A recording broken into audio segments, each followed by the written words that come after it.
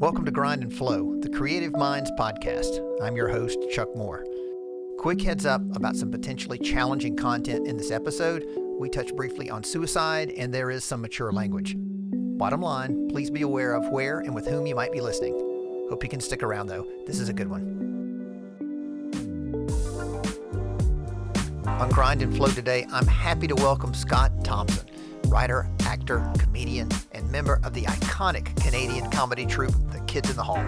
The Kids in the Hall is among the highest order of comedy institutions like Monty Python, Saturday Night Live, The Simpsons. Don't take my word for it. Discover or rediscover for yourself. I've been rewatching their original series recently, and the material holds up, y'all. It's as good as I remember, in some ways even better. Meanwhile, on his own, Scott has built a deep resume of diverse film and television appearances, including stints on highly regarded shows like The Larry Sanders Show and Hannibal. Currently, you can see Scott as psychiatrist Dr. Pfeiffer on the Netflix spy series FUBAR, which stars the Arnold Schwarzenegger. Pfeiffer. Isn't the correct German pronunciation Pfeffer? When my grandparents came over, they Americanized it. No. Well, then in English, it actually would be called Pepper. So maybe you should be called Dr. Pepper. Yes, and I've heard all the jokes. We'll definitely hear from Scott about the surreality of acting with the Terminator himself. What goes through your head during an experience like that? We'll also talk about God, Scott's contrarian approach to improv, and finding positive outlets for anger. This is specifically in relation to Scott's frustration related to the Kids in the Hall 2022 reboot. This return was generally well regarded by fans and the press, but for Scott, though, certain aspects were extremely challenging. You'll hear him talk about this deep consternation and how it fueled much of his latest project, Buddy Cole, The Last Glory Hole, a live one-man show featuring Scott's most famous and audacious creation. And then there's me. Actor, singer, dancer, model, Canadian. Buddy Cole is, of course, the fearlessly flamboyant lounge lizard known for outrageous monologues in the original Kids in the Hall series. In this new live solo show, Scott actually breaks the fourth wall, steps from behind the character, and triumphantly takes the spotlight as himself. This is a big turning point in not only the show, but also Scott's life and career. As you'll hear, Buddy Cole originally sprang from Scott's imagination as an outlet for his own fear and anger while coming out in the AIDS era of the 80s and 90s. Now, I probably say this about every episode, but this was a special one. Scott was so engaging from the very first question. This interview was recorded at the City Winery in Atlanta, so thank you to the staff there for being such gracious hosts. Now let's go deep with Scott Thompson. One thing to start off with, I ask, pretend I'm 8. 8? Pretend I'm 8. Like 8 years old? 8 years old, or your best friend's grandma, and tell me who you are and what do you do.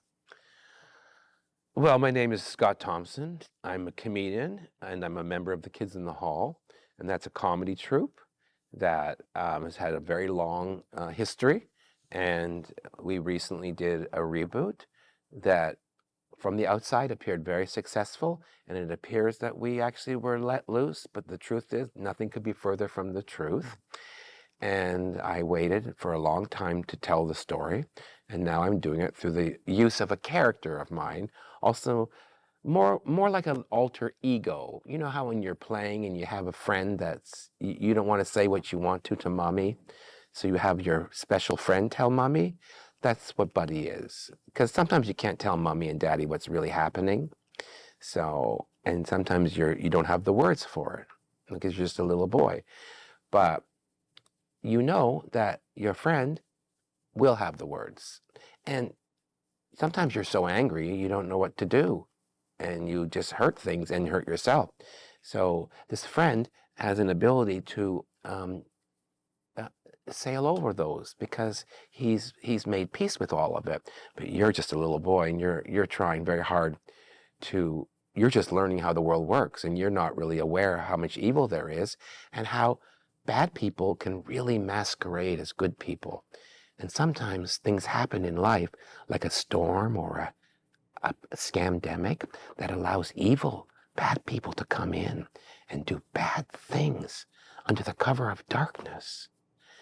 And everybody thinks it's good, but it's not. And you know that. but you're not capable of saying it because you're too mad. But your friend can do it for you.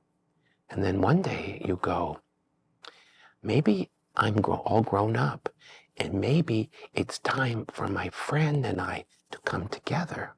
And maybe it's time for my special friend to take a bit of a break so that I can come out and tell the story without anger.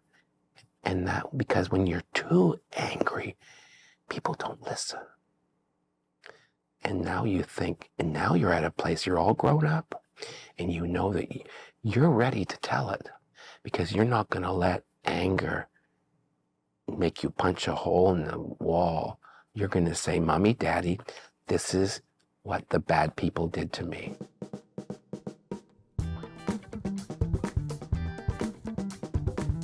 For those who aren't 8, tell me a little bit about Buddy and people that may not know Kids in the Hall. I don't know who's been on a rock who wouldn't, but tell me about Most Buddy. people. Buddy Cole is a character that I developed many years ago in a very different time, when being a person like Buddy, like a feminine man, a feminine gay man, was not accepted. And I knew, and during a time of a real plague, like a real plague that actually did kill people, healthy people, strong people. I know I'm still talking to you like a little boy. Either way, it works. I'll accept both. But I knew that in order for me to survive, and I had to wait until the world was ready for me, and I had to wait until the world was ready to accept what I had to say, because I knew they wouldn't listen. So I met the Kids in the Hall, and I didn't even realize I could do things like that. I didn't realize that I could do characters. But in those days, in the 80s, for gay men, it was war. And I think of myself as a war vet. So I had to create this because there's my characters, but then there's my alter ego. And so I started writing for him. I didn't even know I could write like that. So I started writing in a voice that I was always afraid of. Like, I took all the things that I was afraid of, my feminine, you know what I mean? My voice, the way I moved, the way I walked, the way I talked, what I desired, all those things that made the world hate me, I gave to him, and I said, Buddy, I didn't say this overtly, but I want, take this and use it as your superpower. And so that's what I did for a long time. And of course, I've always been a public figure, and I did tell, I was myself. But there's a thing about Buddy, is that Buddy is a true stoic, and I'm not. I've tried my hardest in my life. I'm a very emotional person. I react very strongly to things quickly, and I've been learning the last 4 or 5 years to really get control of it, because I know that my intellect is quite often hijacked by my passion and my anger.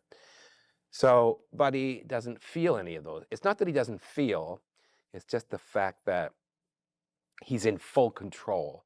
It was a voice that I'd never done before. I thought if I talk like that, if I start talking like that and moving like that, my God, my mother would always say, if the wind changes, that's how you'll always be. But he just was born in front of Paul Bellini's camera during the 80s, in a time when we were just trying to survive. Mm-hmm. And, you know, we were young men who were coming out as gay men. And within like a year of us coming out, suddenly everyone was dying. So we turned to art to get us through. And I've been doing it. I did it for a long, long time. I still do it. And that's just how I approach the world. And so that's what happened. And then I wanted to be an actor, like a regular actor. I wanted to do Romeo and Juliet and Hamlet. I wanted to be a movie star and all those things. I wanted to do everything. But I never thought I wanted to be just an actor. But I knew I was funny. But I thought, I'll become an actor, but I'll be funny on talk shows now. Mm-hmm. I didn't believe that it was possible for a person like me to be a stand-up comedian, because I knew that I had to talk about my life, and I couldn't talk about my real life. I could, but I have to hide so much of it. And so that's where Buddy was born, and I went to university, and I studied theater and English literature and all the rest of it. And then when I finished, I went out into the world to be an actor. And then one day, a very good friend of mine, Darlene Harrison, now known as Darlene Treen, a woman I'd written 2 plays with, like my first collaborator, and the next second would be Paul Bellini, and then Mouth Congress, that was our band. She took me to a show, and a late night, midnight show with the kids in the hall. Up next, comedy history is made as Scott Thompson meets and immediately provokes the kids in the hall. Also, more about Mouth Congress, which is as of now my favorite punk band name. But first this. If you're into podcasts, you know how much weight a personal recommendation can carry. So please tell a friend about Grind and Flow. Each episode is your own private TED Talk with a celebrated musician, comedian, author, or other artist. We also talk to notable entrepreneurs and leaders in arts and culture. Grind and Flow guests share inspiring origin stories, insight into their process, how they navigate challenges, and always with some helpful takeaway for your own journey. Grind and Flow. Please follow, rate, and review. And now, back to Scott Thompson. One day, a very good friend of mine, Darlene Harrison, now known as Darlene Treen, a woman I'd written 2 plays with, like my first collaborator, and the next second would be Paul Bellini, and then Mouth Congress, that was our band. She took me to a show, and a late night, midnight show with the kids in the hall, and it was Kevin and Dave and Luciano Casimiri, and then Mark and Bruce, and 3 other guys, Gary Campbell and Norm Hiscock and Frank Van Keeken, and they had a super group. There were like 7 or 8 of them. And she took me to the show, and I knew instantly that that's what I was supposed to do. I never even thought that. I remember leaning in, whispering to her, "They need me." I didn't even know. And she's like, "What?" I go, "Well, I just know." And I went, "I'm going to be in that group." And so she's like, "How?" I go, "Well, it's just all there is to it." Wow. That is so wonderful. How many people get that, like the finger of God? Well, that's how I see it. Right. Yes, I do think of it as God. I do. I use the G word, and I'm open about it, and I've always believed that, and I've always had certain things happen to me, dreams, etc., where I listen, and I follow. So a voice said, "This is for you. This is what you need to do," and so I did. And we were in a little theater. There was almost no one there. It was like a midnight show, and there were donuts. I realized there were donuts taped under the seats, and I went, "What's this?" And I kind of went, "I guess it's part of their bit." So I instantly just started whipping pieces of donuts at them, because I thought, and they were like on stage, and they go, "Who the vessel's doing that?" And I'm like, "Me," because I don't know. Like a little boy trying to impress a girl or something, like doing a wheelie or a cartwheel or a backflip. Show them how fearless you were. Yes, that's it. And so that was it. And I remember afterwards, I went up to them, and I remember Bruce saying to me, "Are you the asshole that was throwing donuts at us?" And I go, "Yeah." And they were all like, "You ruined the show." I go, "Not really." So why were the donuts there? Why were the donuts there if not to be It was for a bit, but they couldn't do it because I'd ruined it. I didn't ruin the show, but I probably ruined the scene. Right, the timing, gotcha. Yeah. So I don't know. I just knew. And so that was it. From that moment on, I decided I would change my direction, because I wasn't very successful as an actor. Right. And I went, I'm going to change my direction. I started doing improv. I formed a group. I joined a group called the Love Cats with me and Darlene and Karen Ballard and Tim Sims. And we started doing improvisation. And we were infamous, not because we were the best or even particularly good at it, but we were fearless. I would wear outfits and pantsuits. I would wear strands of pearls, and I was openly gay, and nobody was. And I just refused to be second class. I'm like, I just won't be. And I would always get zeroed. They'd always say, you can't do that. I go, well, I'm just going to. So that was it.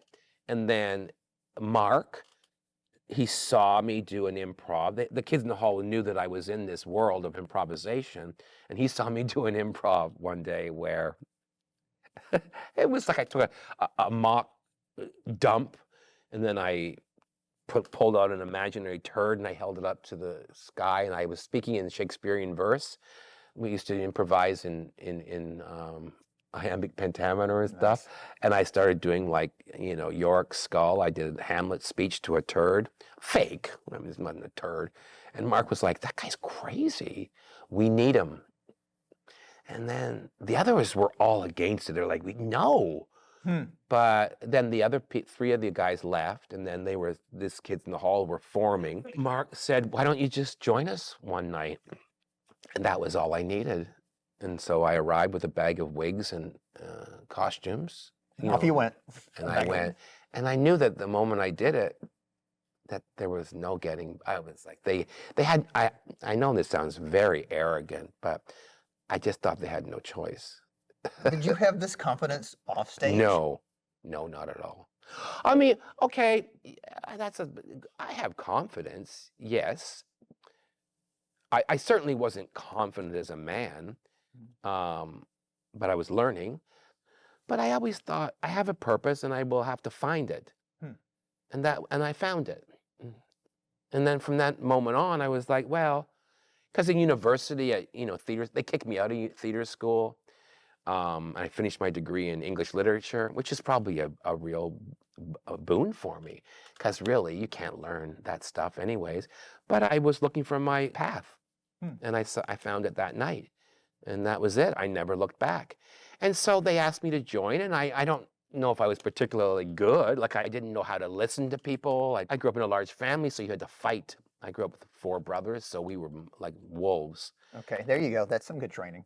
Yes. And it was all about who's the funniest, right? And so I knew that I was funny, but I had 4 brothers who were just as funny. The difference is they weren't broken the same way as me, right? And I even have a gay brother, but he wasn't broken in quite the same way. And so I had an anger, and anger was my fuel for a long, long time. It's there, but I know how to control it. Sometimes I don't. And then Mark asked me, and they asked me to do another show, and I wrote a monologue, and they were like, oh, maybe there's something there. And then I did about 3 or 4, and there were other people circling, because you could just tell, right? You just know this is special. Right. These were like the Beatles and the Cavern Club. Everyone knew, and every comedian in Toronto wanted to be part of it. Like Mike Myers was circling, and I gotta make sure this isn't gonna happen. But luckily, he went off to England to find his fortune, and then came back. But I knew I wasn't gonna kill him and bury him. But I thought this guy has to go. He can't. So is there a way to reverse engineer that secret sauce, like when giving others advice? What can someone take away from your story to be encouraged? Well, some of the messages aren't good, like don't listen to anyone, because you do have to listen, but listen to your muse. If you want to take the artist's path, and I chose that, you have to accept it's going to be very difficult, and it might not work. But if you choose it, don't look back. Just keep moving. And I knew it might not work at all. But I thought, well, I'd rather live a life that's an abject failure than limp along, right, trying to be like everybody else. Like, I wanted to stand out. But I also knew that in order for me to stand out, I had to also learn how to, in some ways, learn how to bank my light. I had to learn how to make it so it could also serve the group. But luckily, I grew up in a large family, and I knew what men were like, and I knew how they behaved, and I knew what it was like to be on a team, like a hockey team, hockey lineup, or a family. I knew what my part was, and I knew how to serve, almost like military in a way. So I knew that I had to learn how to serve the group, right? And then when it was time for me to shine, then I would shine. But I had to help them shine too.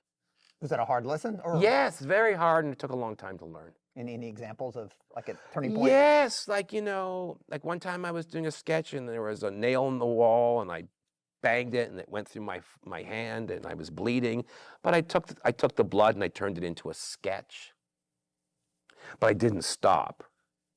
And there were times when they would be like, you're not, I wasn't a very good improviser. I said no all the time. Not a great skill for an improviser. But I disagree. I think that's stupid. That's why I think improv is so lame, generally.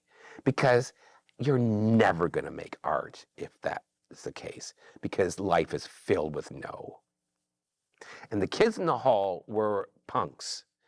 And I was like a punk. I had a band with Paul Bellini called Mouth Congress. We were punks. And if that had gone, I would have gone that way. Right? Still active, by the way, and we'll talk about that. Still active, but how did I learn how to be in a group? Yes.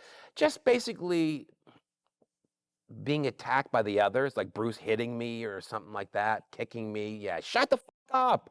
That kind of stuff. A lot of that, like, f off. Why are you talking all the time? Which you were used to. Yes, I had to. If you wanted an extra pork chop or dessert, you had to. Right. And I also, honestly, I was scrappy. Like I wasn't a typical gay man. I wasn't afraid of men.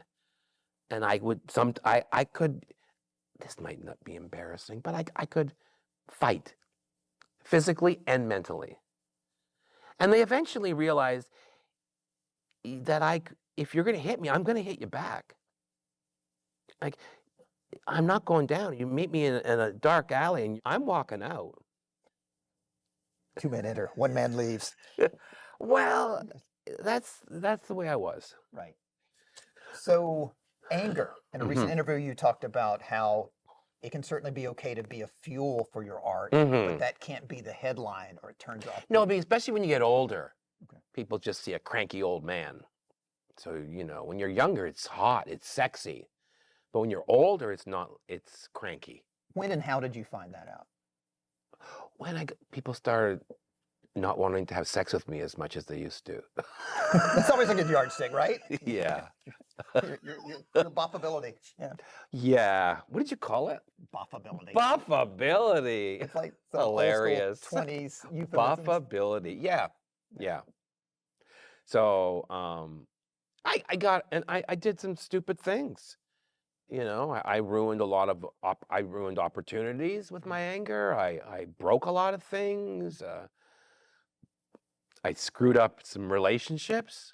But I also, with the kids in the hall, it was wonderful because the 5 of us all came from very challenging childhoods. Let's just put it that way. Right. And we all had very difficult relationships with our fathers. And so much of what it was for us was making peace with Daddy. There is definitely a lot of that. Yeah. Being part of such a visible, tight-knit group. Yeah. Have you always been okay with that? Because some people like say the Beatles, like, okay, I want to get away from that, put that away. No, there was absolutely a point. Look at when we all wanted to be acknowledged. Yes, I think but we were together 24/7 for years and years and years until it all fell apart in 1995 when we made Brain Candy and all of our personal lives just came to a head. And we were sick of each other. And we found a way, and we were back. I mean, it's like our fighting is, in the comedy community, people know that we're like the Gallagher brothers. People know that we fought. We were scary, and we were scrappers, and we said terrible things to each other. We came to physical blows more often than I'd like to admit. But in 1995, all of our lives just came to a head. And we just were sick of each other, and we found a way to destroy it. Okay, so here's where the timeline gets a little jumbled, but I think it's an important chapter in their history. If the Kids in the Hall was a band, and this was their rock talk, this part would be about the group's last album before the big breakup, followed by a period of estrangement before their inevitable reunion 3 or 4 years later. Got it? Okay, so the Kids in the Hall sketch show ended after 5 seasons. But before going their separate ways, they took a swing at a cinematic debut, Brain Candy, released in 1996. Box office returns weren't great, and reviews were a bit mixed. For example, when I was looking online for the Brain Candy trailer, I found this gem from legendary critics Gene Siskel and Roger Ebert. And I recommend this picture as kind of a midnight show cult picture, which I suspect it's destined to become. Boy, are we apart on this one. I did not laugh once. I thought this movie was awful. Oh, no, Roger. Dreadful. No. Terrible. No. Stupid. Idiotic. No. Unfunny. No. Labored. Forced. Oh, Roger. Painful. Roger, this is bad. What happened to your sense of humor? Production of Brain Candy was fraught with all types of drama. For example, team member Dave Foley left during the writing process. By then, Foley was a bona fide must-see TV sitcom star on NBC's News Radio. He returned to act in Brain Candy once cameras rolled, only because of contractual obligations, according to reports. Also around this time, several of the kids, Scott included, were dealing with tragic family losses and other devastating life changes. So perhaps this wasn't an ideal time to work on a film that at its core was about crippling depression. And if you want to get into the weeds about Brain Candy, it's definitely worth a Google. And also watch the movie. I didn't get into it at the time, but I very much enjoyed it recently. Now let's hear Scott's take. But first, please excuse some audio glitches. I've tried my best to minimize them, but felt this part of the story was too important to leave out. And we just were sick of each other, and we found a way to destroy it. So we tried very hard to destroy it, and we did for a while. With the movie, do you feel like the film was an intentional effort to... No. It's funny because I've been looking, there's a documentary that's being made about me and Buddy, and so I've been going through an awful lot of old stuff that I haven't looked at in a long time, and I look at these old articles about us, et cetera, and I'm like, holy shit, we were something, and we were going to be something, and then each one of us found a way to shoot themselves in the foot. And then what happened was we came back. We didn't see each other for, I don't know, maybe 3 or 4 years. And then I'd see Dave, because Dave was the star of a sitcom, and that got to his head, right? And we all behaved like assholes to each other. We took Dave's name off the credits, you know, but everybody's marriage dissolved, or people died. My brother killed himself. And so... Did that inform the material? Because yes, 100%. 100%. You look at it, you can tell. There's a dark thread that goes through. Oh, through. yes, 100%. The whole movie's about depression. And yeah, because we've never been afraid of darkness. I think that's what makes us special. And I've never been one for saying, oh, there's other people as good. I go, no. I think false modesty is embarrassing because you don't really believe it. Right. There's lots of things I should be modest about, but not that. Right. So, and then we slowly found our way back to each other. Everybody had tried to destroy us. Lorne Michaels had tried, he made us and then tried to destroy us. How so? Well, he gave everybody, he wanted to pluck a couple. I got you. Right? Like cherry pick. But he found, when he plucked Mark and Bruce, because they seemed like they'd be perfect for SNL. Dave went to a movie. Kevin and I joined Second City. Everybody was plucking the talent. But we didn't quite realize that the five was it. Greater than the sum of the parts. That's right. You know, Dave Foley was a star of news radio, but we all kind of realized slowly that none of those things, not that they didn't work out, but Mark and Bruce didn't really work out in it Saturday Night Live. Dave had a wonderful show, but you know what I mean? It ended. And, you know, and then I had Larry Sanders, but I was a part of a magnificent show, but I didn't have a lot to do. I was still just a small, you know, piece of that puzzle. Right.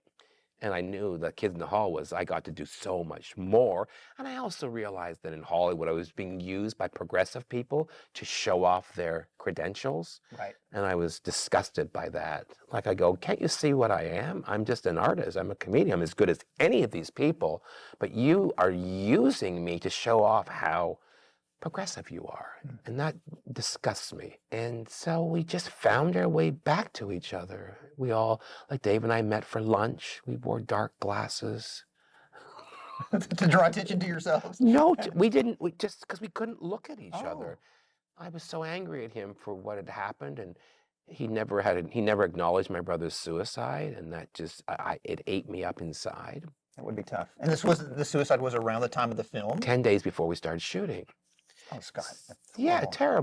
terrible things happened. And Kevin's brother-in-law killed himself, and 2 marriages broke up. It was rough. And we didn't turn to each other. And that's heartbreaking. But we made, I think, a beautiful film. And I think as time goes on, it gets more and more relevant, and right? Right. And so, but we found our way back to each other. And then in 2000, 5 years after we'd blown it all up, we did a tour and we discovered, wow, we've gotten bigger. People love us, and then we never really looked back. Relationally, how are you guys now? What would you say the dynamic is? It's quite good. We just were in Anchorage. We did a Comic Con, and I hadn't spoken to Dave for a year, and we were having some issues, and I thought, oh God, is this it? But the moment I saw him, the ridicule begins. Yeah. And you know what bonds us? We mock everybody's individual projects. It's ugly from the outside, possibly, but it's funny. Right. And we all have had to come to that place where we acknowledge, as you said, the group is bigger than the sum of its parts. And anybody who's in something like this has to find that. Like the Rolling Stones have to realize that no one really cares about Mick Jagger's solo projects. They can sell and all the rest of it, but Right. not right. really. So in terms of a music analogy, you talked about punk. Did you ever get into The Clash?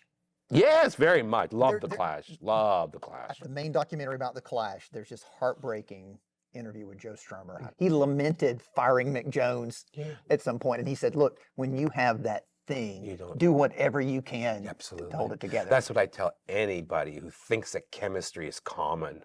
Oh, no, no, no. It strikes once in your life, maybe twice, and some people never. Right. And when you have it, you hang on for dear life. But people have to learn. Right. But we learned that the hard way. Right. You know, we learned that the hard way because that's how we were brought up. None of us grew up. We grew up in tough families. So Dave says something interesting. He goes, he fell in love with 4 of the worst people in the world to fall in love with. And That's wonderful. it's true. And you know, I'm married to them. That's my primary relationship. Isn't that weird? But it's not a typical work relationship. It's not. a family. No, unit. and you know, I was very jealous for the longest time about people, and I know people that I know in the comedy world that have made so much more money and had so much greater careers, bigger, you know, on the outside, movies and television and blah blah blah. I go, why did that never happen for us, really? And I go, well, but I know that so many of those people, I won't name any of their name because you know they're all famous people. They look at us and they go, we don't have that. Right. So I'm very at peace with it. That's so wonderful to hear. Yeah, I don't fight that anymore. So with going back to your current buddy show, first of all, Yeah. it's got an amazing title. Tell us about the name of the show and the general It's called The concept. Last Glory Hole, yes. And it's about Buddy Cole and I making peace. I alluded to it earlier. It came out of anger.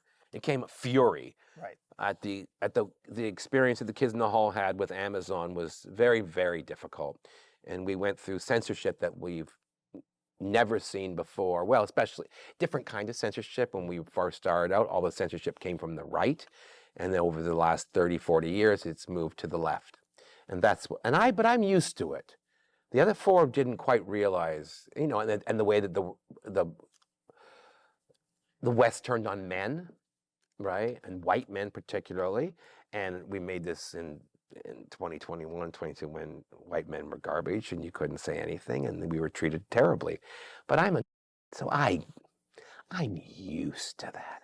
But I kind of thought I'd get a pass, but I did not. And in fact, they came for me harder than any of the others. And that's when I realized that the call was coming from inside the house. Interesting. It's when you say they, meaning the press or LGBT, yes, which I don't consider myself part of any longer. And the show is basic. I really don't. I'm a gay man. I have sex with men. End of story. Everything else is nonsense. And it's been a great lesson to learn that everybody will get it wrong. Power will corrupt everyone. Men, women, black, white, gay, straight, trans, whatever. They'll all screw it up. Religious, atheist, everyone. No one can handle that kind of power. And it's been a very, very difficult thing to accept. And I don't have to hide, I don't have to pretend any longer. I don't care if they come for me, because they did come for me. Because I didn't follow the agenda. I've never followed an agenda. I follow my muse, and that's it. And I won't play the game. And when we were told that all of our material had to be vetted by the DEI and GLAAD, I broke. It broke me in two. And 2 weeks before we started shooting, they ordered them to remove 14 sketches, and 9 of them were mine, and the Buddy Cole monologues weren't allowed.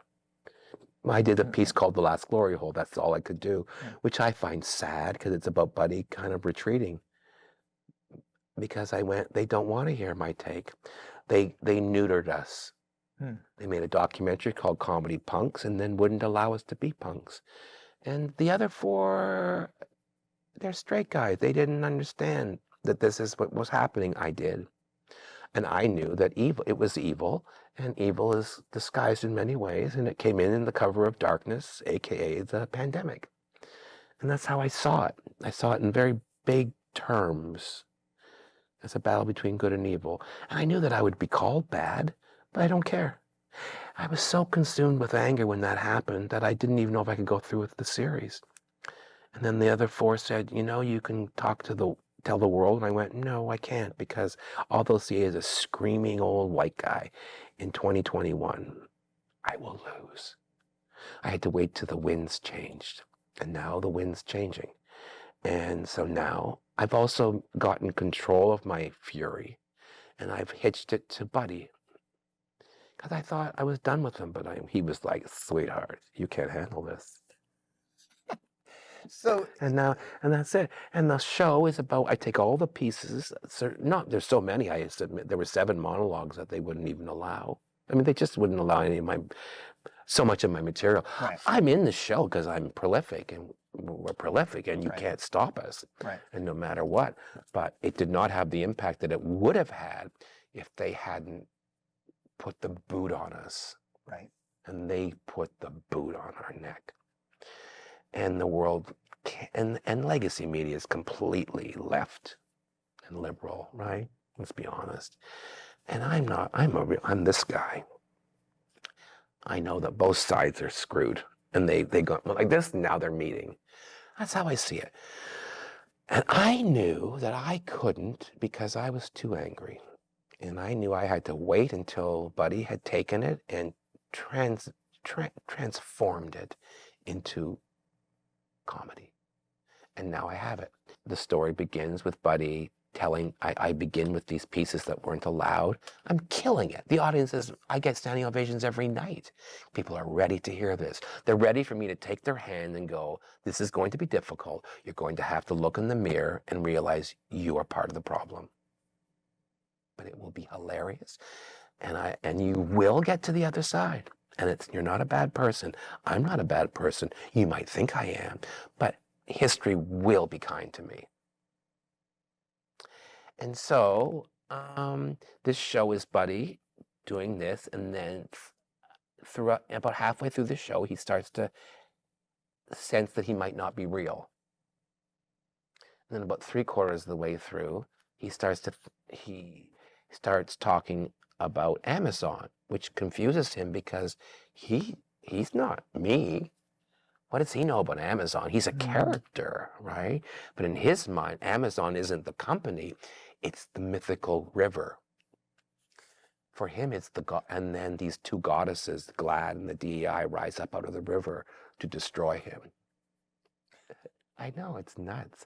And then he starts hearing voices in his head, and it's me at my most angry. And he's like, who's this madman in my head? And then the madman tells him that you're not real. I'm real. You need to take a powder. Paging Dr. Freud. Yes. And he's like, well, sweetheart, that's just not going to happen. I wrote everything. And he's like, me. I'm like, did you? And Buddy's like, well, sorry. And Buddy starts to accept it. And then and I start flattering him. We have a conversation. And I have to flatter him to get him to let me come out. Because I no longer want to be, I don't want people to say, oh, this is just Buddy. I want people to say, Scott believes this. So is this your way of putting Buddy to rest, or just a way to find a new relationship? Yes, I'm not killing him. Gotcha. But it's about me coming out from behind him. And I finished the show as a stand-up, which is what I would have probably become today, right? And I finished the last 15 minutes are me. I basically go through the whole history of the movement. I basically, comically, where it went wrong. And then at the end of the show, I get off the rainbow bus and I'm free. Is that sad for you to get off the rainbow bus? Oh, it's thrilling. Yeah, thrilling. I feel free. Yeah. I tried so hard to be accepted, so hard, and they never wanted me. And now I don't care. I don't want any part of it. It went wrong, and I don't want to be part of it. I think Pride Month is insanity. So what community do you feel a part of? Or is there one you feel a part of? Funny. Funny people. Canadians. And Canadians. It sounds pretentious, but I consider I'm artists. I follow an artist's path. So it's basically, I tell Buddy that I will die, but he will never die, and he'll be immortal. And that's what he goes, oh, sweetheart. Oh, well, you'll die horribly, no doubt, probably in a riot doing poppers, and I will go on. And it allows him to go, well, okay, I'll take a little bit of a powder. And then I step out as myself, pull off the wig and the clothes, and I do stand-up. And the audiences go crazy, because I'm going, this is me. Wow. There's no hiding anymore. So this interview took place not long after the premiere of the Paul Reubens documentary, Pee-wee as Himself. I couldn't help but see parallels and stark differences in Scott's relationship with Buddy Cole and Reubens' connection with his character, Wee Herman. As revealed in the documentary, Paul found a certain amount of freedom in his creation, but chose to keep his sexuality hidden. That was not Buddy Cole. And so when I brought this up to Scott, his answer was very honest, surprising, and touching. I can't help but think of this in the context of the recent Paul Reubens documentary. Well, it's very interesting you talk about that, because I'm not ready to see it yet. Okay. Like Lou, my opener, Lou Perez, he said, do you want to watch it? I go, I don't know if I really can yet, because I knew Paul, and I had a relationship with him, and I've always felt an enormous kinship with him. We both did.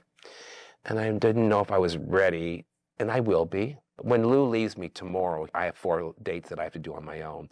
That's when I think I'll be able to watch it alone. Because I think I'll probably weep like a baby. Even now, talking about it, I'm emotional. Because I understand. And when Paul, like I loved him before I knew him. And when that stupid scandal broke, which wasn't even a scandal, and they came for him, and I've never talked about this, but he contacted me during that time and said, I have nothing to lose. And he left a message on my answering machine. It's Paul Rubens. I'm in hiding. I'm a huge fan of yours, and I think we need to know each other. I remember Paul bleeding, and I Wow. It's Paul Rubens. And that was it. I called him. He left his number. I called him, and we started a secret friendship. And so that's the story, and that's it. And then I told him that I thought he should just come out, go guns blazing, but he wasn't allowed. He wasn't able to do that, and I understand. He had a persona, an alter ego, but his was an alter ego that people said was for children, but mine wasn't. And I you know, but there's an awful lot we have in common. And when I saw this is the thing that really gets me when he talks about, I've seen clips when he talks about his first love. And I had a first love like that. And he says, I found love and I lost it. And that's the part that breaks me in half, because I realized I did the same thing. Because I wanted fame and I wanted to be an artist. Do you know what I mean? Right. And that kind of would slow me down. Oh, this is heartbreaking to hear you recount that. I can't even imagine, as someone who involved with it personally, would feel, because it was, as a fan, it was heartbreaking in places. So,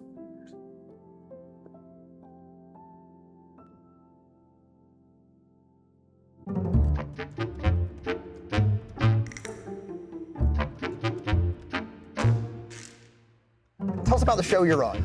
I'm on a show called FUBAR, which is like a big action comedy, very much like an old school, Arnold movie. Just it's in a series, and I play, I'm am I CIA? Am I SBI? I can forget. I think it's CIA, Dr. CIA. Dr. Pepper. I'm CIA. I'm the psychiatrist, and I'm the guy that basically, my character is an older man, and I'm kind of a cipher, but I get to know every character in the show, especially this season. I'm brought in to help Arnold and his daughter, who is the spy, get along, and it grew from there. So this second season, I get to do a lot more, and it's pretty exciting for me.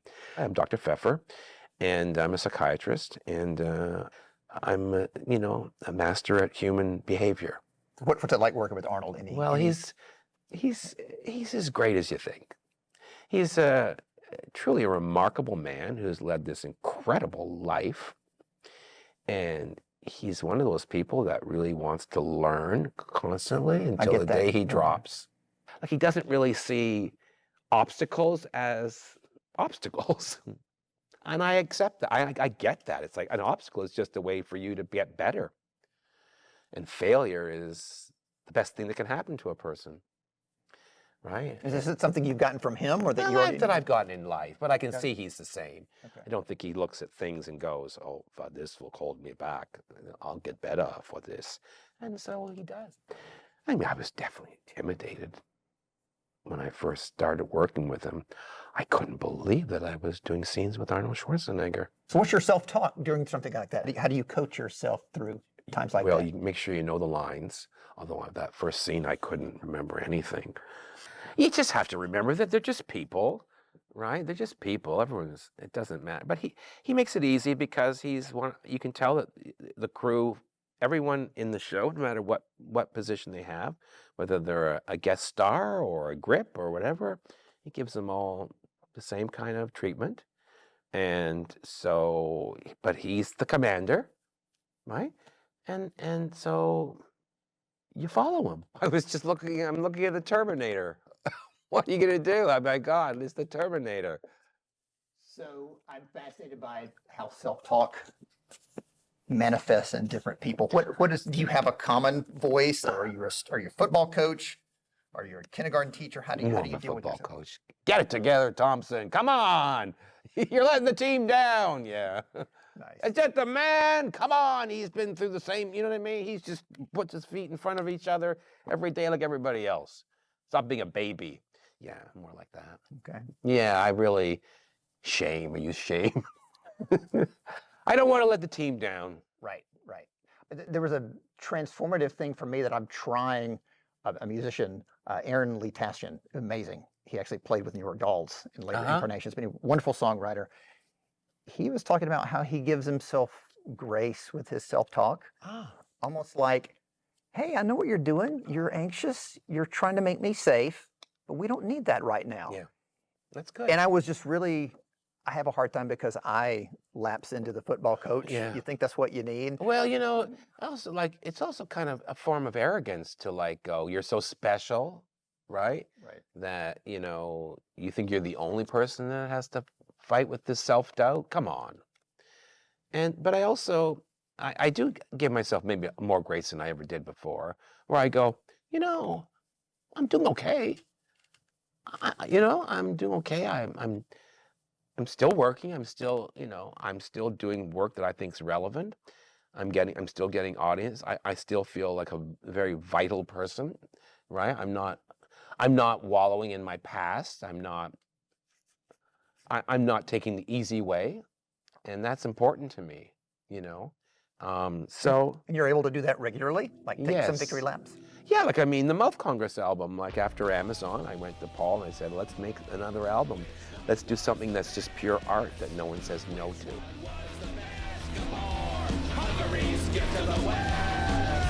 Tell me about Mouth Congress. Mouth Congress is the band that me and Paul Bellini and Brian Hiltz and Tom King and a bunch of us in university, we all met in university. We had a group of friends, an extended group of friends, and Paul Bellini got the very first video camera and he started taping us. We would take characters and we would act things out. And most of my friends were musicians.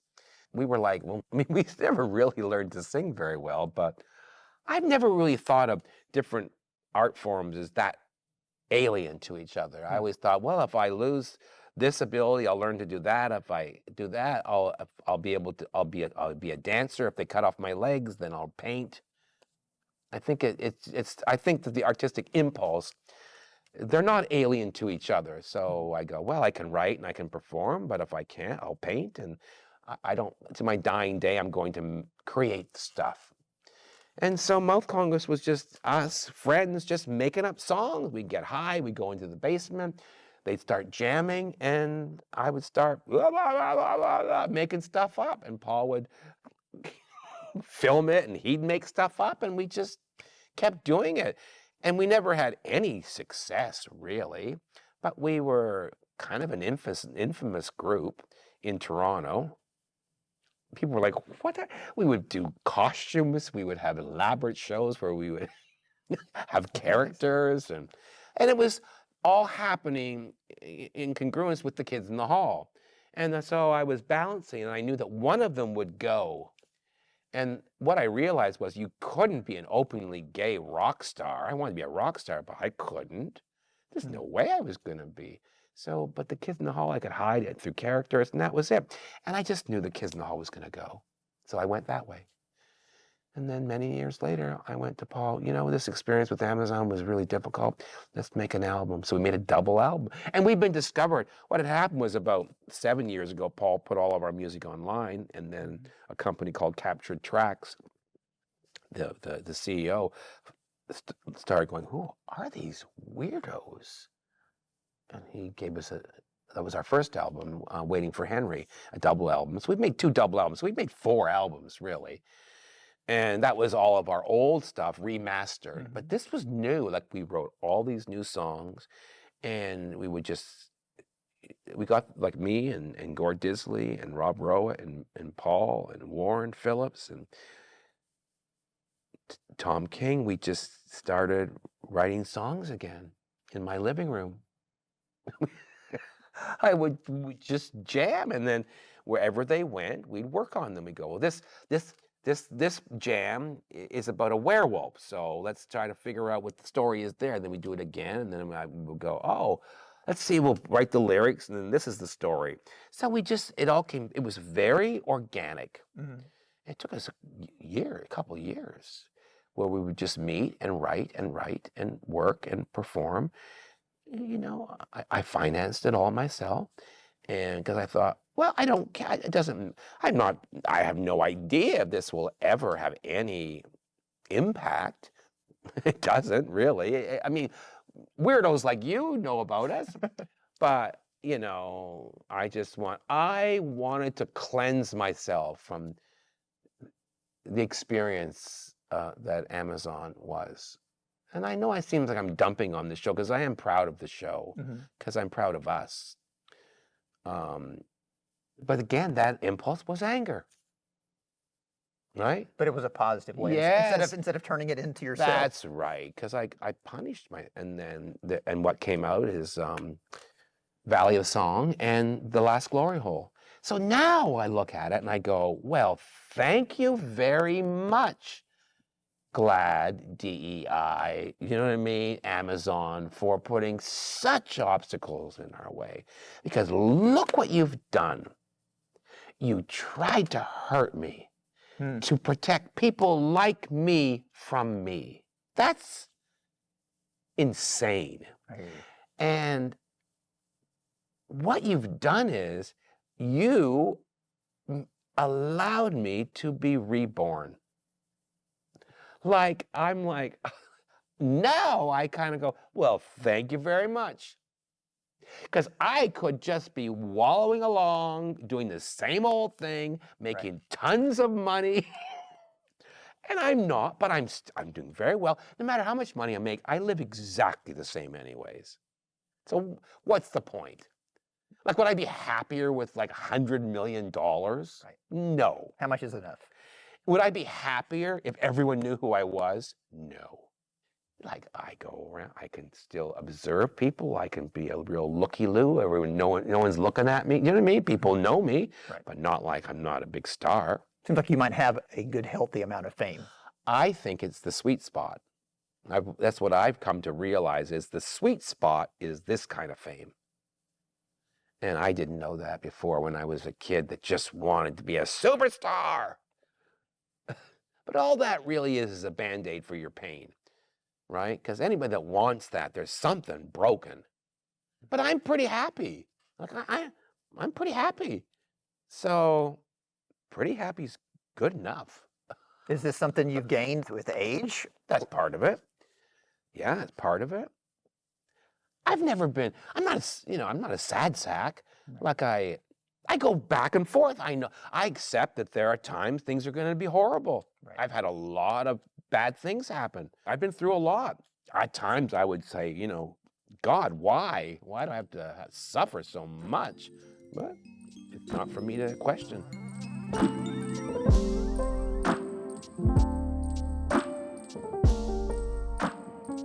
So dreams. Dreams tell me everything. Dreams, I listen to my dreams. And sometimes I have dreams, and I've been having them recently. I had one last night, and it's a very important one, and I'm going to listen to it. I'm going to follow it, because I know that it's whatever you say, like God, subconscious, collective unconscious, whatever the hell it is. I do listen to it. Sometimes it gets very murky, because I fuck it up with self-doubt or substances or whatever you do, right? Or promiscuity. There's a million ways to cover it all up, right? And now this tour has been remarkable, because it's been transformative for me.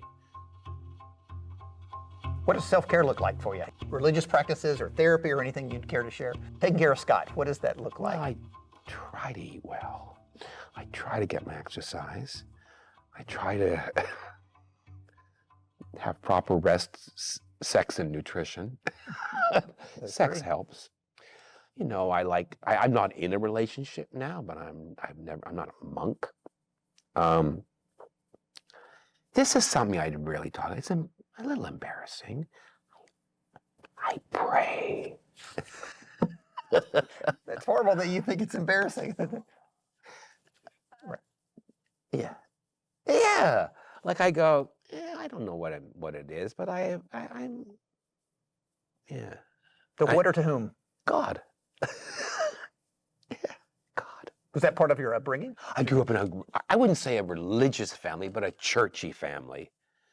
Right. The family was revolved around church and everything. We went to scouts there and young people's and, you know, and pancake dinners and Shrove Tuesday, and we went to church every Sunday. And What all tradition? Anglican, and which you call Episcopalian, and all of our family, all my parents' friends, all were drawn from the church. They never talked about God or Jesus or any of that, right? But and I hated it. But I look back on it now and I go, wow, I think it's more difficult for families today. You don't have that. We tore down all these institutions, and now I look and I go, that might have been a mistake. We threw out the baby with the bathwater, and I don't know if we should have gone that far. And I think that there's an awful hole in Western society right now that is trying to be filled by other ideologies, because the truth is, even the secular left replaced the religious right, but they both behave abominably. You know what I mean? I can hear you. Yeah. Because the secular left, they've erected these other gods, right? These other ideologies that you must pay fealty to. And we've created blasphemy on the left now. Right. So I don't see any different. And I go, at least with God, there's something mysterious. And that's a lot hotter than an ideology that human beings came up with. Does that make sense? I love that you use the term hotter. That's great. That's like, Hotter, that's more sexier, sexier. It's like, yeah, like, why is it a bad thing for people to think that way? I mean, I go, everyone I know, they think, you've got to, you know what I mean? You don't agree with that? I go, well, no, I don't. I think it's stupid. You don't agree? I go, no, these are just, and I'm not going to be too specific with you right now, but there's things I go, no, I don't believe that. And you can say all you like, and you can kick me out of the group, but I don't want to be in your group. Right. I'm like, 2SLGBTQIA plus community. I go, I don't want to be in your stupid group. It's boring. It's boring. We've become boring. We are pills. We are the new pills. I've always been too prickly. And they're wrong. And they made a mistake. Before, I was like, I'll fucking show you. Do you know what I mean? I'll punish you. I'll bring you down. I'll piss on your grave glad. And now I'm like, well, yes, they've been overtaken by ideology because everyone wants to be the cool kid. Everybody wants to be accepted. But I don't really. Right. I don't care. What are you going to do? And you found amazing, uplifting ways to channel that anger again instead of back at yourself. Yeah, It because diminishes you. enough of punishing myself. As a young person, I mean, I hated myself so much. And then when you come out, from my generation of gay men, and then to have the world kind of say, and then this disease comes, AIDS, that says, they're right, you are a monster. You deserve death and disease. And then you come to a place where you've gone through it. And then all those people, these young ones who don't understand their history, are attacking you because you're just an old white guy. I'm like, oh man, how did this happen? Right.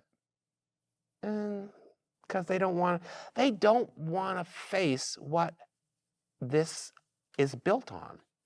And it's built on my dead brothers and lovers. And that will not stand. And I will witness to the day I die. And they will realize that they were wrong. And I owe it to all of the ones that didn't make it through, because I made it through, right? So I'm very lucky, and I made it through relatively intact. Scott Thompson, I am so grateful that you made it through. Well, thank you very much. Scott Thompson, everybody. As much of a handful as you should have expected, and every bit the sweetheart I could have hoped for. And to peel back the curtain here, the conversation at times started to take paths that made me think, okay, where are we going with this? But you know what? I'm grateful to Scott for sharing his story and giving context to where he's coming from. So take from it what you will. I took to heart his experiences and awareness of needing to channel anger in helpful ways. There's a lot to be balled up about these days, but it can only diminish us. And if not channeled the right way, no one's going to listen, no matter how righteous your quest. Most importantly, it reduces your boffability, and that's not nothing, right? Also, stay connected to your tribe, your chosen family, your blood family, whoever it is. Do whatever it takes. Like Scott with his artistic soulmates in the Kids in the Hall. It warms my heart to think that these guys, who brought me so much joy over the years, periodically gather and bust each other's onions without mercy. We all need that. That's it for Grind and Flow. Thank you for your time. Please recommend us to a friend and follow us on your favorite podcast app, also Instagram and Facebook, and subscribe on YouTube. See you later.